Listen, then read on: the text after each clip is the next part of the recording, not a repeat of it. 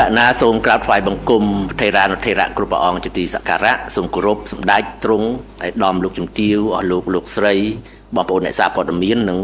ជនរួមជាតិទាំងក្នុងនិងក្រៅប្រទេសជាទីគោរពនិងជាទីរាប់អានក្រុមការងារអ្នកនាំពាក្យរបស់យើងវិលមកជួបបងប្អូនយើងសាជាថ្មីដើម្បីធ្វើបច្ចុប្បន្នភាពពាក់ព័ន្ធទៅនឹងស្ថានភាពនៃការឈ្លានពានរបស់ថៃមកលើអធិបតេយ្យភាពបូរណភាពទឹកដីកម្ពុជាជាបឋមខ្ញុំសូមជូនវេទិកាជូនលោកជំទាវអ្នកនាំពាក្យក្រសួងការពារជាតិដើម្បីធ្វើបច្ចុប្បន្នភាពស្ថានភាពនៅតាមព្រំដែនជូនចែកជូនបងប្អូនយើងអាចសូមអញ្ជើញលោកជំទាវចាសសូមគោរពអរគុណអ្នកដំនិងសូមជម្រាបសួរដល់សាធារណជននិងអ្នកសារព័ត៌មានទាំងអស់ជាទីរាប់អាននៅថ្ងៃនេះនាងខ្ញុំសូមធ្វើបច្ចុប្បន្នភាពជូនអំពីស្ថានភាពនៃការឈ្លានពានរបស់យោធាថៃមកលើដែនអធិបតេយ្យរបស់កម្ពុជានៅក្នុងយុទ្ធភូមិភាគទី4និងទី5គិតមកដល់ថ្ងៃទី16ខែធ្នូឆ្នាំ2025នេះគឺជាថ្ងៃទី10ហើយដែលយោធាថៃបានធ្វើសកម្មភាពឈ្លានពានដោយមិនញញើតមកលើដែនអធិបតេយ្យរបស់កម្ពុជាភាគីថៃនៅតែបន្តរំលោភបំពានលើបទច្បាញ់និងសេចក្តីថ្លែងការណ៍រួមស្តីពីកិច្ចព្រមព្រៀងសន្តិភាពរវាងកម្ពុជានិងថៃដែលភាគីទាំងពីរបានចុះហត្ថលេខាកាលពីថ្ងៃទី26ខែតុលាឆ្នាំ2025កន្លងទៅ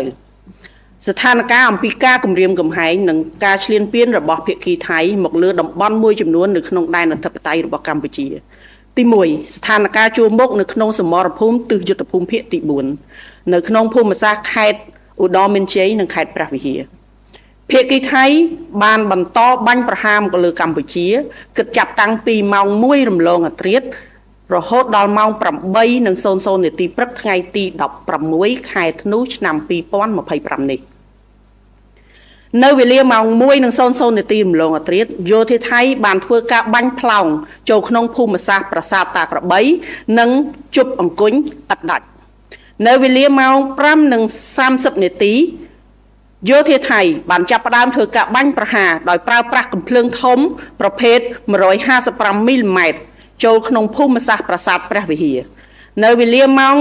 6:00នាទីព្រឹកយោធាថៃបានបាញ់ផ្លោងចូលក្នុងភូមិសាស្ត្រប្រាសាទតាក្របីនិងប្រាសាទតាមាន់និងថ្មដូននៅវេលាម៉ោង7:20នាទីយោធាថៃបានបាញ់ផ្លោងចូលក្នុងភូមិសាស្ត្រភ្នំខ្មោចដោយប្រើប្រាស់កាំភ្លើងបំពាក់លើរថក្រោះចំពោះស្ថានភាពនៅក្នុងភូមិសាស្ត្រផ្សេងទៀតនៅមានសភាពស្ងប់ស្ងាត់ប៉ុន្តែកងកម្លាំងយើងនៅបន្តតាមដានដោយយកចិត្តទុកដាក់ខ្ពស់បំផុតទី2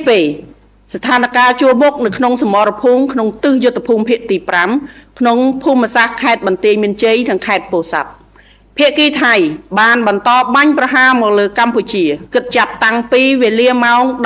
18:00នាទីថ្ងៃទី15ខែធ្នូឆ្នាំ2025រហូតមកដល់ម៉ោង8:00នាទីថ្ងៃទី16ខែធ្នូឆ្នាំ2025នៅថ្ងៃទី15ខែធ្នូឆ្នាំ2025នៅវេលាម៉ោង18:20នាទីល្ងាចយោធាថៃបានបន្តបាញ់ផ្លោងចូលភូមិសាស្ត្រភូមិព្រៃច័ន្ទនៅវេលាម៉ោង20:27នាទីយោធាថៃបានបាញ់ផ្លោងជ្រុំសន្ធឹកសន្ធាប់ចេញពីនាវាចូលក្នុងភូមិសាស្ត្រអូភ្លុកដំរីនៅវេលាម៉ោង22:33នាទី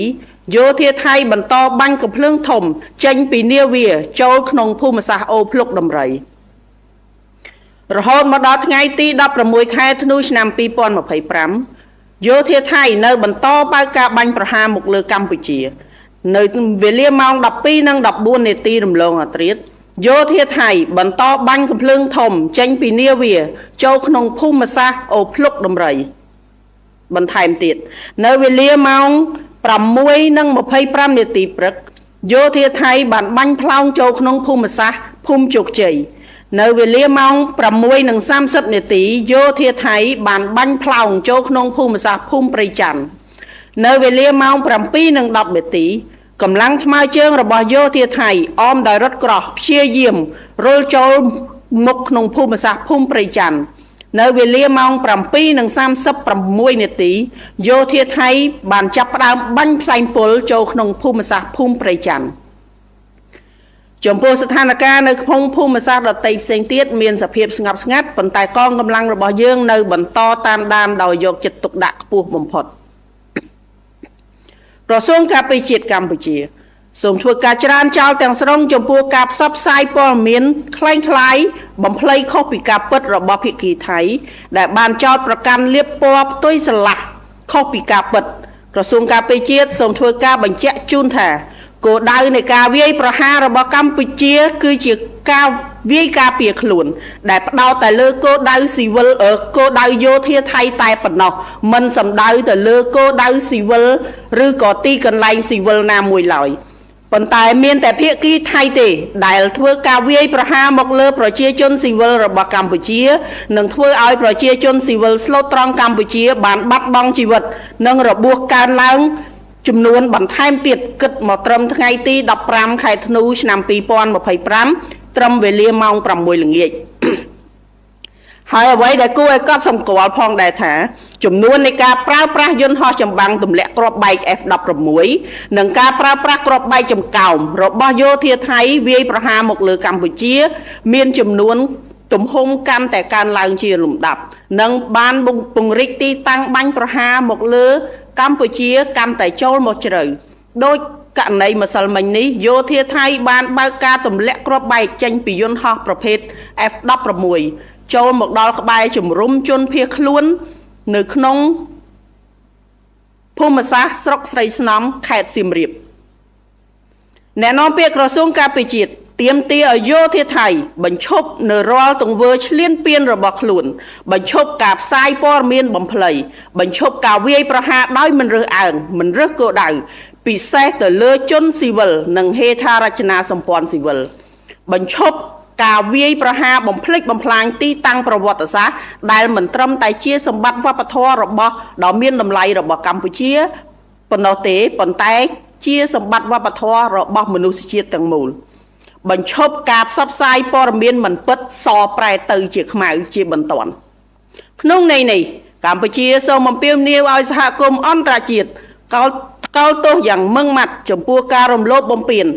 សេចក្តីថ្លែងការណ៍រួមស្តីពីកិច្ចព្រមព្រៀងសន្តិភាពរវាងកម្ពុជានិងថៃនិងសកម្មភាពឧក្រិដ្ឋកម្មសង្គ្រាមរបស់ថៃម្ដងហើយម្ដងទៀតនេះដោយទាមទារឲ្យថៃទទួលខុសត្រូវទាំងស្រុងចំពោះការរំលោភបំពានដ៏កម្រោលនេះ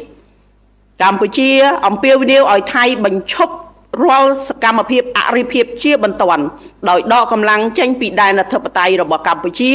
និងជៀសវាងសកម្មភាពឈ្លានពានគំរាមកំហែងដល់សន្តិភាពនិងស្ថិរភាពនៅក្នុងតំបន់សូមគូបញ្ជាក់ផងដែរថាគិតមកដល់ម៉ោងនេះវីរៈកងទ័ពវីរៈនគរបាលកម្ពុជាបាននឹងកំពុងបន្តឈរជើងយ៉ាងរឹងមាំស្វាហាប់មោះមុតនិងនៅតែតស៊ូប្រយុទ្ធយ៉ាងស្វិតស្វាញតស៊ូតតាំងជាមួយសត្រូវឈ្លានពាននៅគ្រប់សមរភូមិទាំងអស់ក្នុងការបំពេញតួនាទីរបស់ខ្លួនដើម្បីការពារបូរណភាពទឹកដីរបស់កម្ពុជាយើងក៏បញ្ជាក់ឡើងវិញនៅសិទ្ធិស្វ័យការពារដែនអធិបតេយ្យរបស់យើងដោយដែលមានចែងនៅក្នុងច្បាប់អន្តរជាតិដើម្បីការពារបូរណភាពទឹកដីនិងប្រជាជនរបស់យើងទោះក្នុងតម្លៃណាក៏ដោយសូមប្រជាពលរដ្ឋទាំងអស់ជឿជាក់និងលើកទឹកចិត្តដល់វីរៈកងទ័ពវីរៈនគរបាលដ៏អង់អាចក្លាហានរបស់យើងដែលកំពុងតស៊ូយ៉ាងស្វិតស្វាញនៅគ្រប់សមរភូមិទាំងអស់រាជរដ្ឋាភិបាលកងទ័ពនិងប្រជាជនរួបរวมគ្នាជាធ្លុងមួយក្នុងការការពារទឹកដីសេចក្តីថ្លៃថ្នូរនិងអធិបតេយ្យភាពរបស់យើងដោយអង់អាចក្លាហាននិងដោយមិនងាករេទោះក្នុងកលៈទេសៈណាក៏ដោយGreetings to the general public and member of the press. This morning, I would like to update on the situation of the Thai invasion and armed attack launched on Cambodian territory in the 4th and 5th Military Region on December 16, 2025, which entered the 10th day. The Thai side has continuously violated the ceasefire and the joint declaration signed by the Prime Minister of the Kingdom of Cambodia and the Kingdom of Thailand on October 26, 2025. Now I would like to update on the situation of Thai aggression and attacks on certain areas within the southern territory of Cambodia. First, the frontline situation at the 4th Military Region, Udon Minchai and Preh Vihear Province. The Thai military continues its attack on Cambodia from 1 a.m. to 8 a.m. on December 16, 2025. At 1 a.m., the Thai military continued sailing into the area of Takra Bay and Chup Angkun. At 5:30 a.m., the Thai military began firing 155 millimeter artillery into the area of Preh Vihear Temple. At 6 a.m., the Thai military sailed into the area of Takra Bay Temple, Tamon Temple, and Tmodon. At 7:20 a.m., the Thai military sailed into Phnom Khmau area using tank-mounted machine gun. The situation in other areas remain calm, but our force continue monitor closely and remain highly vigilant. Second, the frontline situation at the 5th Military Region. The Thai military continue to attack on Cambodia from 6 p.m. of December 15 to 8 a.m. of December 16, 2025. On December 15, 2025, at 6:20 p.m., the Thai military fired artillery shell into the area of Prejan village. At 8:27 p.m., the Thai military intensified their artillery shelling into the area of Opluk Damrai. At 10:33 p.m., the Thai military fired shell from the Navy vessel into the area of Opluk Damrai. On December 16, 2025,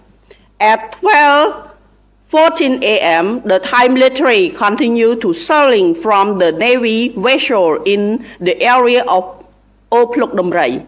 At 6:25 a.m., the Thai military shelled in the area of Chokche village. At 6:30 a.m., the Thai military shelled in the area of Prejan village. At 7:10 a.m., the Thai infantry supported by tank attempted to infiltrate the area of Prejan village. At 7:36 a.m., the Thai military sprayed toxic gas in the area of Prejan village. The situation in other areas remain calm, but our force continue to monitor closely and remain highly vigilant. The Ministry of National Defense of Cambodia completely rejects the dissemination of false information and distortion of the truth by the Thai side. We reiterate that Cambodians' right to self-defense is solely targeted at the Thai military targets and has never targeted at civilian area. Conversely, the Thai side has deliberately attacked locations where Cambodian civilians reside, resulting in increasing numbers of the death and injury of innocent Cambodian civilians. As of 6 p.m. December 15, 2025, it is also noteworthy that the number of fighter jets and cluster bombs used by Thai military to attack Cambodia has been increasing significantly and expanding its scope of brutal attack further deep into Cambodian sovereignty territory. For instance, as of yesterday, the Thai military used F-16 fighter jets to drop bombs near the displaced civilian camp in the area of Srai Snom district, Siem Reap province. The Ministry of National Defense spokeswomen demanded the Thai Army immediately cease all its aggressive action, stop spreading false information that distort the truth, stop their indiscriminate attacks, especially on civilian community and civilian infrastructure, and stop attacking that destroy the historical sites, which are not only the most valuable cultural asset for Cambodia, but also for all humankind. In this sense, Cambodia called on the international community to strongly condemn Thailand's violation of the joint declaration and its repeated war crimes and unlawful activities, as well as demand that Thailand take full responsibility for such brazen violation. Cambodia urged that Thailand immediately stop all hostile activity and withdraw its force from Cambodia's territorial integrity and avoid acts of incursion and aggression that threaten peace and stability in the region. It is also important to stress that as of now, the heroic Cambodian Armed Force and National Police Force will continue to stand strong, brave, and steadfast in their fight against the aggressor and remain vigilant in fulfilling their duty to protect our territorial integrity of Cambodia. សូមអរគុណចំពោះការតាមដានស្ដាប់នៃការធ្វើបច្ចុប្បន្នភាពអំពីសមរភូមិជួរមុខក្នុងទិសយុទ្ធភូមិភាគទី4និងទី5សូមអរគុណបាទសូមអរគុណលោកជំទាវអ្នកនាំពាក្យក្រសួងការពារជាតិដែលបានធ្វើបច្ចុប្បន្នភាពបាទចែកជូនបងប្អូនយើងបានជ្រាបស្ថានភាពកាលពីយប់មិញនេះបាទហើយខ្ញុំឆ្លៀតឱកាសនេះសូមបញ្ជាក់ជូនចែកចម្លែកព័ត៌មានមួយចំនួនទៅដល់បងប្អូនយើងបាទបានដឹងថាសង្គ្រាមដែលថៃបានឈ្លានពានទឹកដីកម្ពុជាយើងពួកគេបានធ្វើសង្គ្រាម2បាទទន្ទឹមគ្នាសង្គ្រាមទី1គឺសង្គ្រាមប្រដាប់អាវុធដោយដែលបងប្អូនយើងបានជ្រាបទាំងអស់គ្នាហើយគឺពួកគេបានប្រើប្រាស់អាវុធធុនធ្ងន់គ្រប់ប្រភេទមានទាំងកំភ្លើងធំយន្តហោះទម្លាក់គ្រាប់បែកផងដ្រូនផងរហូតដល់គ្រាប់បែកចង្កោមបាញ់ផ្សែងពុលសពបែបយ៉ាងដែលយើងបានដឹងទាំងអស់គ្នាមកលើប្រទេសជាតិកងទ័ពនិងប្រជាពលរដ្ឋយើងទី2គឺសង្គ្រាមចិត្តសាស្ត្រសង្គ្រាមនេះក៏គ្រោះថ្នាក់ដែរបើសិនណាបើយើងមិនបានយល់ហើយយើងមិនប្រយ័ត្នប្រយែងហើយធ្លាក់ចូលក្នុងអន្ទាក់របស់ពួកគេសង្គ្រាមនេះគេមានគោលដៅបំបាក់ស្មារតីបំបាក់ទឹកចិត្តកងទ័ពប្រជាពលរដ្ឋហើយក៏មានចរិតញុះញង់បំបែកបំបាក់សាមគ្គីភាពរវាងប្រជាពលរដ្ឋខ្មែរនិងថ្នាក់ដឹកនាំពីព្រោះគេយល់ឃើញថាការបំបែកបាននេះគឺជាចំណុចខ្សោយរបស់យើងហើយក្នុងសង្គ្រាមចិត្តសាស្ត្រនេះសត្រូវឈ្លានពានរបស់យើងប្រើប្រាស់វិធីសាស្ត្រច្រើនយ៉ាងទី1គឺបណ្ដាញសង្គមដោយបងប្អូនយើងបានឃើញណាគេបង្កើតគណនីคล้ายច្រើនណាស់ដាក់ឈ្មោះខ្មែរ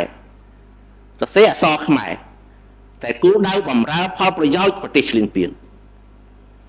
នៅក្នុងបណ្ដាញសង្គមសពថ្ងៃនេះបងប្អូនយើងប្រកាសជាបានស្គាល់ថាពួកគេបានបន្លំជាខ្មែរឧទាហរណ៍គេបង្ហោះរូបភាពមួយចំនួនដើម្បីបំបាក់ទឹកចិត្តបងប្អូនប្រជាពលរដ្ឋយើងកងទ័ពយើងគេបង្ហោះសម្លៀកបំពាក់របស់យោធាយើងមានរូបសញ្ញា logo កងទ័ពយើងអីផ្លាកឈ្មោះអីគេយកមកតុបតែងបង្កើតឡើងហើយបង្ហោះថានេះគឺជាអ្វីដែលគេចាប់បានអញ្ចឹងទៅគេយល់គេឲ្យប្រជាពលរដ្ឋយើងកងទ័ពយើងយល់ថាយើងចាញ់នេះចិត្តសាស្ត្រនេះធំធេងដែលបងប្អូនយើងต้องប្រយ័ត្នតាមពិតគេបង្កើតទាំងស្រុងមួយទៀតគេយករូបអាវុធ BM21 ដែលឆេះក្នុងសង្គ្រាមនៅប្រទេសសង្គ្រាមអ៊ុយក្រែននិងរុស្ស៊ីជាដើមគេយកមកបង្ហោះហើយគេថានេះគឺជា អាវុធរបស់កម្ពុជាយើងដែលគេកំទេចបានណាបងប្អូនយើងឃើញច្រើននៅក្នុងហ្នឹងរូបភាពមួយទៀតគេបង្ហាញពីអាវុធបាញ់រថក្រោះដែលគេថាគេចាប់បានពីកម្ពុជាប៉ុន្តែតាមពិតគេយកពីប្រទេសផ្សេងនេះគ្រាន់តែជាឧទាហរណ៍ពី3ដែលខ្ញុំលើកមកបញ្ជាក់ក្នុងចំណោមឧទាហរណ៍ជាច្រើនដែលគេបង្កើតឡើងជាសង្គ្រាមចិត្តសាស្ត្រដើម្បីជះចូលមកក្នុងប្រទេសកម្ពុជាយើងទី2គេប្រើប្រាស់បណ្ដាញសារព័ត៌មានផ្លូវការរបស់គេតែម្ដងដូចបងប្អូនយើងបានដឹងបណ្ដាញសារព័ត៌មានផ្លូវការរបស់ថៃស្ទើរតែទាំងអស់គឺផ្សាយរឿងភូតកុហកបំភ្លឺបំភ្លៃបំរើឲ្យគោលដៅសង្គ្រាមចិត្តសាស្ត្ររបស់អ្នកឈ្លានពានគេផ្សាយពីកងទ័ពយើងស្លាប់ប៉ុណ្ណេះអ្នកប៉ុណ្ណោះអ្នកនៅក្នុងសមរភូមិបងប្អូនយើងអាចយល់ពីបញ្ហាហ្នឹងយើងការពារទឹកដីរបស់យើងនៅក្នុងដែនដីរបស់យើងចំណែកសត្រូវឈ្លានពានជាអ្នកចូលមកទឹកដីរបស់យើងអញ្ចឹងហេតុអីបានជាមកផ្សាយពីរឿងចំនួនកងទ័ពយើងស្លាប់អីទៅកើតវាអត់មានបាទអញ្ចឹងនេះគឺជាការភូតកុហកសុទ្ធសាធគឺជាការបំរើសង្គ្រាមចិត្តសាស្ត្រសុទ្ធសាធអញ្ចឹងតើបងប្អូនយើងប្រុងប្រយ័ត្នមួយទៀតមន្ត្រីរដ្ឋាភិបាលនិងមន្ត្រីយោធារបស់គេនោះក៏តែងតែប្រើប្រាស់វិធីនឹងដែរតាមរយៈការអួតអាងបំភ្លឺបំភ្លៃក្នុងន័យបំបាក់ស្មារតីកងទ័ពបំបាក់ស្មារតីប្រជាពលរដ្ឋយើងប៉ុន្តែជាការកត់សម្គាល់ពួកគេយល់ច្រឡំទាំងស្រុងប្រជាពលរដ្ឋខ្មែរទូទៅមិនបានធ្លាក់ចូលក្នុងអន្ទាក់នេះទេនេះគឺជាចំណុចគួរឲ្យកត់សម្គាល់ខ្លាំងណាស់សម្រាប់បងប្អូនប្រជាពលរដ្ឋយើងខ្ញុំពិតជាកោតសរសើរបងប្អូនយើងមែនទែនមានភាពសកម្មហើយដឹងថានេះជាសង្គ្រាមចិត្តសាស្ត្រហើយបានចេញមុខប្រតិកម្មវាយបកភ្លាមតបទៅនឹងសង្គ្រាមចិត្តសាស្ត្រការភូតកុហករបស់ភាគីប្រទេសដែលឈ្លានពានយើងខ្ញុំស្រីឱកាសនេះសូមសម្ដែងកោតសរសើរចំពោះបងប្អូនប្រជាពលរដ្ឋយើងជាពិសេសបងប្អូនអ្នកលេងបណ្ដាញសង្គម Facebook ឬក៏បណ្ដាញសង្គមផ្សេងទៀតដែលមានភាពរហ័សរហួននិងសកម្មមែនទែននៅក្នុងការឆ្លើយតបចំពោះសង្គ្រាមចិត្តសាស្ត្រនេះដែលបងប្អូនយើងមិនធ្លាក់ចូលក្នុងសង្គ្រាមនេះទេប៉ុន្តែទុយទៅវិញគឺបានឆ្លើយតបយ៉ាងសកម្មនេះសបញ្ជាក់ឲ្យឃើញថាម៉េចឃើញថាប្រជាពលរដ្ឋខ្មែរមានស្មារតីរឹងមាំល្អមានទឹកចិត្តស្នេហាជាតិបរិសុទ្ធនិងមានសាមគ្គីភាពប្រកបទៅដោយស្មារតីបុរេសកម្មនៅក្នុងការប្រយុទ្ធប្រឆាំងព័ត៌មានคล้ายៗប្រឆាំងនឹងសង្គ្រាមចិត្តសាស្ត្រប្រឆាំងនឹងការញុះញង់បំបែកបំបាក់ហើយចេះការពារកិត្តិយសនិងសេចក្តីថ្លៃថ្នូររបស់ប្រទេសនិងប្រជាជាតិខ្មែរបានយ៉ាងល្អដែលពិតជាគួរឲ្យមោទនភាពណាស់នៅក្នុងនាមជាខ្មែរជាពិសេសនៅពេលមានសត្រូវឈ្លានពានទឹកដីប្រជាពលរដ្ឋខ្មែរចេះស្រាក់ដៃគ្នាមានជំនឿចិត្តមុតមមលើរាជរដ្ឋាភិបាលនិងលើថ្នាក់ដឹកនាំក៏ដូចជាលើវីរៈកងទ័ពនិងកងកម្លាំងប្រដាប់អាវុធគ្រប់ប្រភេទរបស់យើងនេះគឺជាចំណុចខ្លាំងយ៉ាងពិតប្រាកដមួយរបស់ខ្មែរយើងហើយនៅត្រង់ចំណុចនេះខ្ញុំក៏សូមឲ្យបងប្អូនយើងចំណាំទុកដែរថាមានខ្មែរយើងជួលនិយមមកក្តាប់តូចទេបាទតែឥឡូវហ្នឹងវាដូចជាតូចជាងមកក្តាប់តូចជាងសល់តែ2 3ប្រហែលអ្នកតែប៉ុណ្្នឹងទេដែលបន្តសកម្មភាពប្រឆាំងផលប្រយោជន៍ខ្លួនឯងហើយបំរើឲ្យផលប្រយោជន៍ប្រទេសដែលឈ្លានពានយើងណា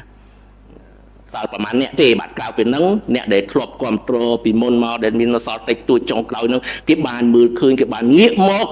ចូលរួមនៅក្នុងចលនាមហាសាមគ្គីជាតិខ្មែរដ៏ខ្លាំងក្លានៅជុំវិញរាជរដ្ឋាភិបាលនិងវីរៈកងទ័ពរបស់យើងក្រោមការដឹកនាំរបស់ថ្នាក់ដឹកនាំរបស់យើងគឺមានសម្ដេចមហាបវរធិបតីហ៊ុនម៉ាណែតដែលជានាយករដ្ឋមន្ត្រីមានសម្ដេចអគ្គមហាសេនាបតីតេជោហ៊ុនសែនជាប្រធានព្រឹទ្ធសភាដែលលោកតែងតែផ្ដល់ភាពកក់ក្ដៅដល់ប្រជាពលរដ្ឋយើងនៅគ្រប់កលៈទេសៈបាទជាពិសេសក្នុងកលៈទេសៈដែលប្រទេសយើងជួបការលំបាកដោយដែល យើងកំពុងឆ្លងកាត់នៅពេលនេះអញ្ចឹងយើងអាចសរុបមកវិញថាម៉ោងនេះខ្មែរបានបង្ហាញភាពខ្លាំងរបស់ខ្លួនឲ្យពិភពលោកបានឃើញហើយសហគមន៍អន្តរជាតិក៏គេកំពុងតែចាប់អារម្មណ៍កាន់តែខ្លាំងមកលើប្រទេសកម្ពុជាយើងប្រទេសដែលកំពុងតែតស៊ូយ៉ាងស្វិតស្វាញប្រឆាំងជាមួយនឹងសត្រូវឈ្លានពានប្រទេសដែលមានប្រជាពលរដ្ឋចេះសាមគ្គីគ្នាយ៉ាងរឹងមាំក្នុងបុព្វហេតុការពារអធិបតេយ្យភាពជាតិបូរណភាពទឹកដីនិងការពារពលរដ្ឋស្លូតត្រង់ចេញពីការរំលោភបំពានយ៉ាងកំរោលពីសំណាក់ប្រទេសថៃអញ្ចឹងសូមបងប្អូនយើងបន្តបាទបងប្អូនទាំងក្នុងនិងក្រៅប្រទេសសូមបន្តរក្សាកម្លាំងមហាសាមគ្គីជាតិដ៏ខ្លាំងក្លានេះឲ្យคล้ายទៅជាមោទនភាពជាតិនៅគ្រប់កលៈទេសៈពីព្រោះនេះគឺជាកម្លាំងចលករដ៏ខ្លាំងក្លាដែលអាចយកឈ្នះបាទអស់មានសត្រូវជាពិសេសយកឈ្នះសត្រូវឈ្លានពានទឹកដីរបស់យើងបាទសូមអរគុណកម្មវិធីរបស់យើងបានឈានដល់ទីបញ្ចប់តែប៉ុណ្ណេះហើយយើងខ្ញុំទាំងពីរនាក់សូមគោរពជម្រាបលាតែប៉ុណ្ណេះបាទសូមអរគុណសូមជម្រាបសួរដល់សាធារណជននិងអ្នកសារព័ត៌មានទាំងអស់ជាទីរាប់អាននារសៀលនេះនាងខ្ញុំសូមធ្វើបច្ចុប្បន្នភាពអំពីសភាពការនៃការឈ្លានពានរបស់ភាគីថៃមកលើដែនអធិបតេយ្យរបស់កម្ពុជានៅក្នុងយុទ្ធភូមិភាគទី4និងទី5គិតមកដល់ថ្ងៃទី16ខែធ្នូឆ្នាំ2025នេះគឺជាថ្ងៃទី10ហើយដែលយោធាថៃបានធ្វើសកម្មភាពបើកការឈ្លានពាននិងរំលោភបំពានមកលើកម្ពុជាភាគីថៃនៅតែបន្តការរំលោភបំពាននៅកិច្ចព្រមព្រៀងបទឈប់បាញ់និងសេចក្តីថ្លែងការណ៍រួមស្តីពីសន្តិភាពរវាងកម្ពុជាថៃដែលបានចុះហត្ថលេខាកាលពីថ្ងៃទី26ខែតុលាឆ្នាំ2025ស្ថានភាពនៃការគម្រាមកំហែងនិងឈ្លានពានរបស់ភាគីថៃមកលើតំបន់មួយចំនួនក្នុងដែនអធិបតេយ្យរបស់កម្ពុជា1ស្ថានភាពជួរមុខនៅក្នុងសមរភូមិទិសយុទ្ធភូមិភាគទី4និងនៅក្នុងភូមិសាស្ត្រខេត្តព្រះវិហារខេត្តឧត្តរមានជ័យភាគីថៃបានបន្តបាញ់ប្រហារមកលើកម្ពុជាដែលគិតចាប់តាំងពីវេលាម៉ោង 11:00 នាទីរហូតដល់ម៉ោង 15:00 នាទីថ្ងៃទី16ខែធ្នូឆ្នាំ2025នេះចាប់តាំងពីវេលាម៉ោង 1:37 នាទីរហូតដល់ម៉ោង 3:00 នាទីរសៀលយោធាថៃបានបាញ់ប្រហារយ៉ាងខ្លាំងនៅភូមិសាស្ត្រប្រាសាទព្រះវិហារដោយប្រើប្រាស់រថយន្តបាញ់រ៉ាកែត DTI-2 នៅភូមិសាស្ត្រនិងនៅភូមិសាស្ត្រភ្នំខ្មោចនិងនៅអានសេះយោធាថៃបានប្រើប្រាស់ drone ទម្លាក់គ្រាប់បែកនិងមានការបាញ់ផ្សែងពុលចូលទៅក្រោយភូមិសាស្ត្រវត្តកែវសិក្ខាគិរីស្វរៈប្រាសាទព្រះវិហារនិងបានបាញ់ផ្លោងកំភ្លើងប្រភេទ155មីលីម៉ែត្រចូលទៅក្នុងភូមិសាស្ត្រភ្នំខ្មោចនៅក្នុងភូមិសាស្ត្រភ្នំ333យោធាថៃបានប្រើប្រាស់កម្លាំងពិសេសធ្វើសកម្មភាពនិងបានប្រើប្រាស់រថក្រោះនិងកម្លាំងថ្មើរជើងចូលក្នុងភូមិសាស្ត្រជប់អង្គញ់ប្រាសាទតាក្របីនិងថ្មឆាត់ចំពោះស្ថានភាពនៅក្នុងភូមិសាស្ត្រផ្សេងទៀតមានសភាពស្ងប់ស្ងាត់ប៉ុន្តែកងកម្លាំងរបស់យើងនៅតែបន្តតាមដានដោយយកចិត្តទុកដាក់ក្នុងនិងប្រុងប្រយ័ត្នខ្ពស់បំផុតក្នុងការបំពេញតួនាទីរបស់ខ្លួន2ស្ថានភាពជួរមុខនៅក្នុងសមរភូមិទិសយុទ្ធភូមិភាគទី5ក្នុងភូមិសាស្ត្រខេត្តបន្ទាយមានជ័យនិងខេត្តពោធិ៍សាត់ភាគីថៃបានបន្តបាញ់ប្រហារមកលើកម្ពុជាគិតចាប់តាំងពីវេលាម៉ោង 11:00 នាទីរហូតដល់ម៉ោង 15:00 នាទីរសៀលថ្ងៃទី16ខែធ្នូឆ្នាំ2025នៅវេលាម៉ោង 11:19 នាទីយោធាថៃបានបន្តផ្លោងចូលក្នុងភូមិសាស្ត្រក្រោយភូមិជោគជ័យនៅវេលាម៉ោង 13:35 នាទីយោធាថៃបានប្រើប្រាស់ drone ពំគ្រាប់ទម្លាក់នៅភូមិសាស្ត្រអូភ្លុកដំរីចំពោះភូមិសាស្ត្ររតីផ្សេងទៀតមានសភាពស្ងប់ស្ងាត់ប៉ុន្តែកងកម្លាំងរបស់យើងនៅបន្តតាមដានដោយយកចិត្តទុកដាក់ខ្ពស់បំផុតចំពោះស្ថានភាពផ្សេងទៀតក្រសួងការពារជាតិនឹងធ្វើបច្ចុប្បន្នភាពតាមរយៈเพจផ្លូវការរបស់ក្រសួងការពារជាតិជូនទស្សនិកជននិងអ្នកសារព័ត៌មានសូមធ្វើការបញ្ជាក់ជូនសាជាថ្មីថាគោលដៅនៃការវាយប្រហារការពារខ្លួនរបស់កម្ពុជាគឺផ្ដោតតែលើគោលដៅយោធាថៃប៉ុណ្ណោះមិនសំដៅលើគោលដៅជនស៊ីវិលឬក៏ ទីកន្លែងស៊ីវិលណាមួយឡើយប៉ុន្តែភាគីថៃទៅវិញទេដែលធ្វើការបាញ់ប្រហារដែលទៅលើទីតាំងប្រជាជនស៊ីវិលរបស់កម្ពុជានិងហេដ្ឋារចនាសម្ព័ន្ធស៊ីវិលរបស់កម្ពុជាបានធ្វើឲ្យប្រជាពលរដ្ឋស៊ីវិលស្លូតត្រង់កម្ពុជាបាត់បង់ជីវិតរហូតដល់15នាក់ក្នុងនោះមានទារក1នាក់ផងដែរនិងរងរបួសរហូតដល់76នាក់នេះជាតួលេខគិតត្រឹមថ្ងៃទី16ខែធ្នូឆ្នាំ2025វេលាម៉ោង 7:00 នាទីព្រឹកការប្រើប្រាស់សភាវុធធនធ្ងន់គ្រប់ប្រភេទរបស់ប្រទេសថៃរួមទាំងការប្រើប្រាស់យន្តហោះចម្បាំង F-16 ទម្លាក់គ្រាប់បែកនិងគ្រាប់បែកចង្កោមនិងការដាក់ពង្រាយទាហានដ៏ច្រើនលើសលប់ដើម្បីទន្ទ្រានយកទឹកដីកម្ពុជាគឺជាការរំលោភបំពានយ៉ាងច្បាស់កលែតចំពោះធម្មនុញ្ញអង្គការសហប្រជាជាតិធម្មនុញ្ញអាស៊ាននិងគោលការណ៍ជាមូលដ្ឋាននៃច្បាប់អន្តរជាតិ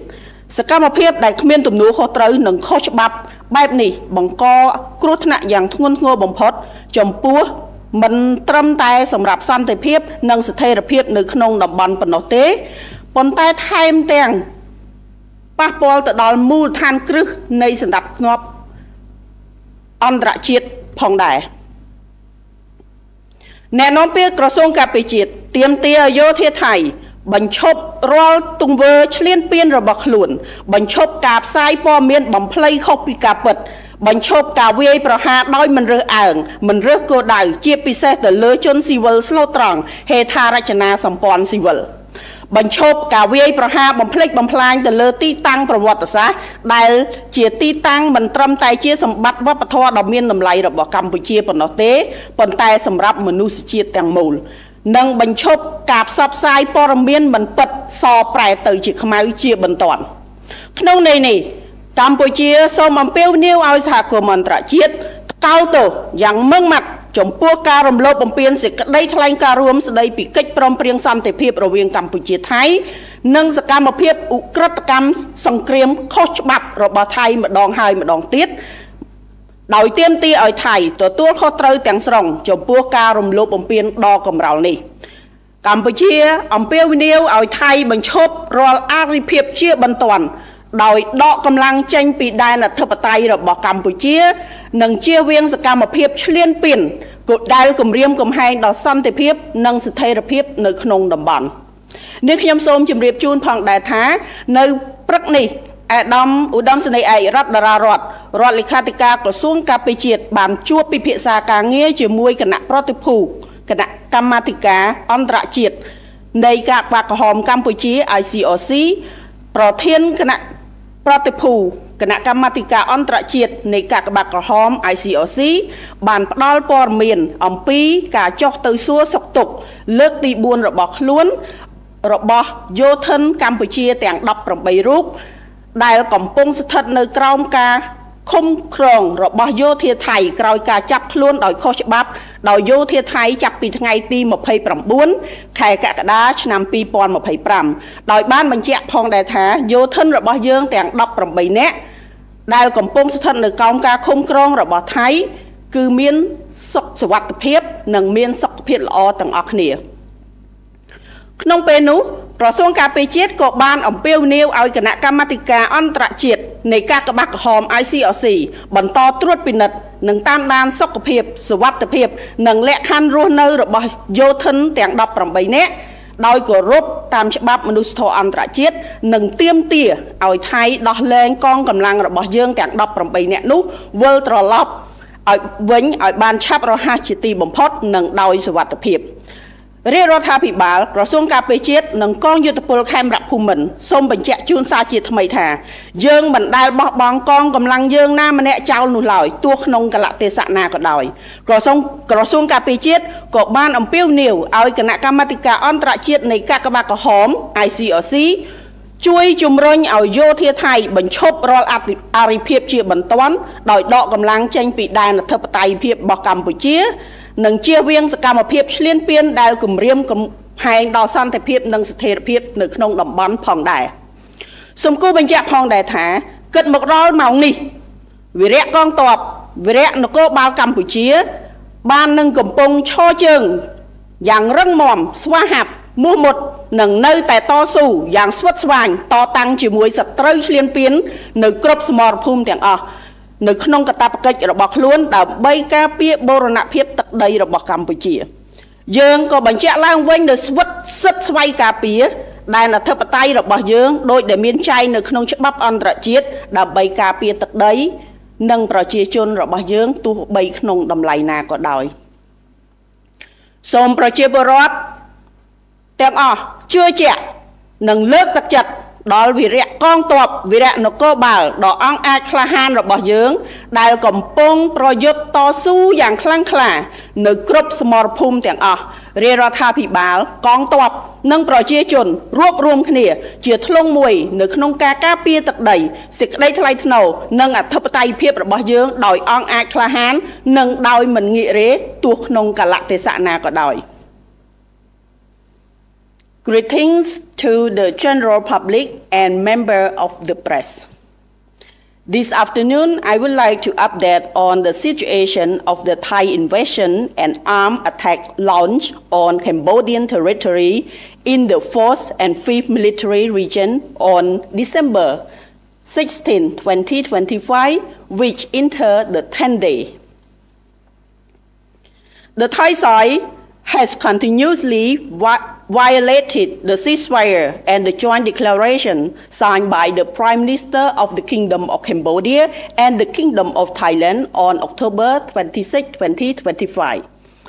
Now I would like to update on the situation of Thai aggression and attacks on certain areas within the sovereign territory of Cambodia. First, the frontline situation at the 4th Military Region, Udon Mienchai and Preah Vihear Province. The Thai military continue to attack on Cambodia from 11 to 3 p.m. on December 16, 2025. Between 1:37 p.m. and 3 p.m., the Thai military significantly escalated their attack in the area of Preah Vihear Temple, subjected to heavy fire from DTI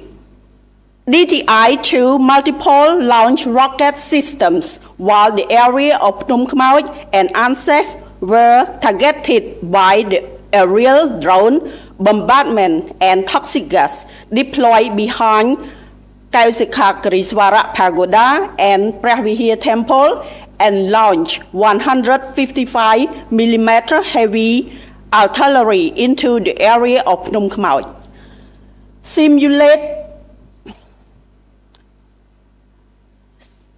Simultaneously, the Thai military mobilized special force unit at Hills 300 Hills 333 supported by tanks and infantry to execute ground incursion into the area of Chup Amkun, Ta Krabay Temple and Thmochat.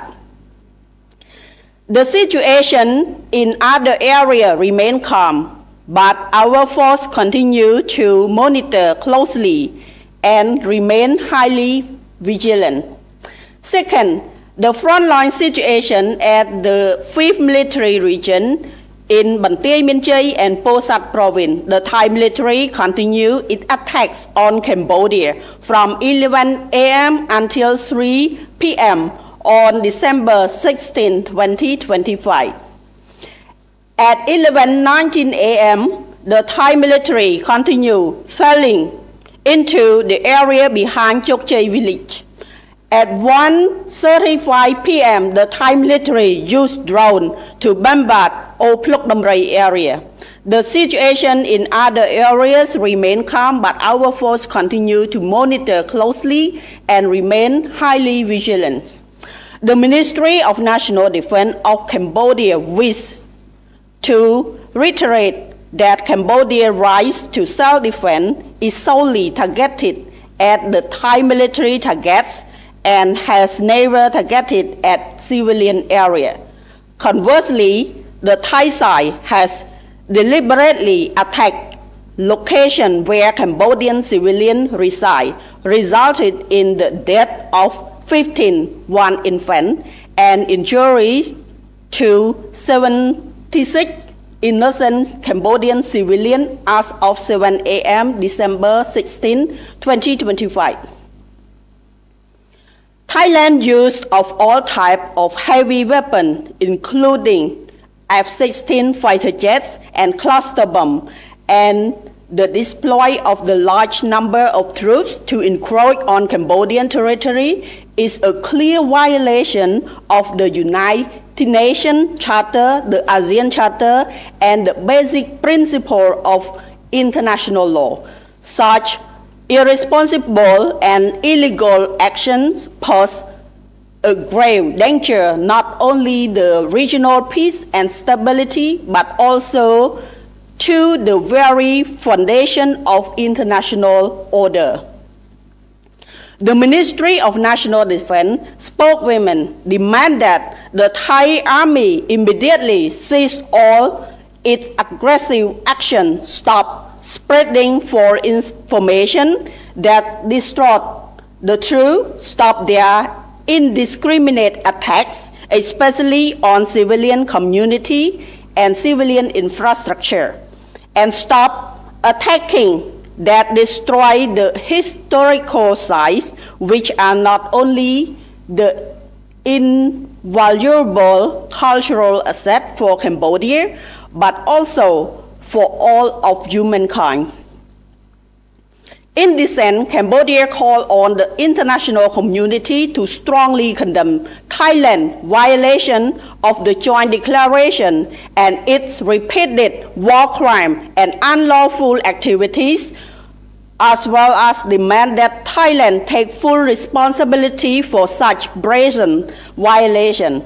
Cambodia urged that Thailand immediately stop all hostile activity and withdraw its force from Cambodia's territorial integrity and avoid acts of incursion and aggression that threaten peace and stability in the region.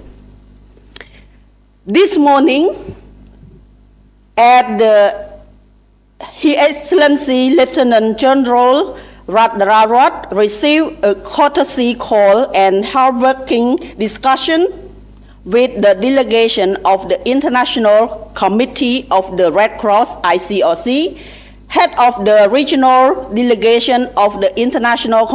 Committee of the Red Cross ICRC, has shared information regarding the forced visit to the 18th soldier of the Royal Cambodian Armed Force who have been unlawfully captured by the Thai side on July 29, 2025, confirmed that all Cambodian soldiers currently under the captivity of the Thai military are safe and in good health. The Ministry of National Defense of Cambodia called on the International Committee of the Red Cross ICRC to continue to monitor and assess the well-being, safety, and living condition of the 18 soldiers and in accordance with international humanitarian law, and to urge the Thai military to release and return our 18 soldiers as quickly and safely as possible. The Royal Government and the Ministry of National Defense and the Royal Cambodian Armed Force will never abandon any of our troops under any circumstance. The Ministry of National Defense also called on the International Committee of the Red Cross ICRC to help urge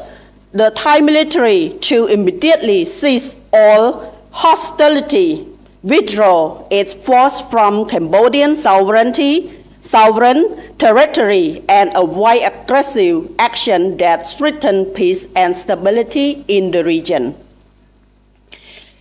It is also important to stress that as of now, the heroic Cambodian Armed Force and National Police Force will continue to stand strong, brave, and steadfast in their fight against the aggressor and remain vigilant in fulfilling their duty to protect the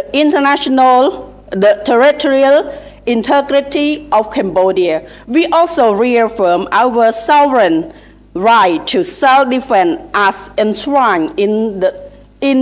the international law so as to protect at all costs at the territorial integrity and our people. សូមអរគុណចំពោះការតាមដានស្ដាប់នៃការធ្វើបច្ចុប្បន្នភាពអំពីស្ថានភាពនៃការរំលោភបំពានរបស់យោធាថៃមកលើកម្ពុជានៅក្នុងយុទ្ធភូមិភាគទី4និងទី5នារសៀលនេះនាងខ្ញុំនឹងធ្វើបច្ចុប្បន្នភាពនៅពេលក្រោយនៅថ្ងៃស្អែកសូមអរគុណនិងសូមជម្រាបលា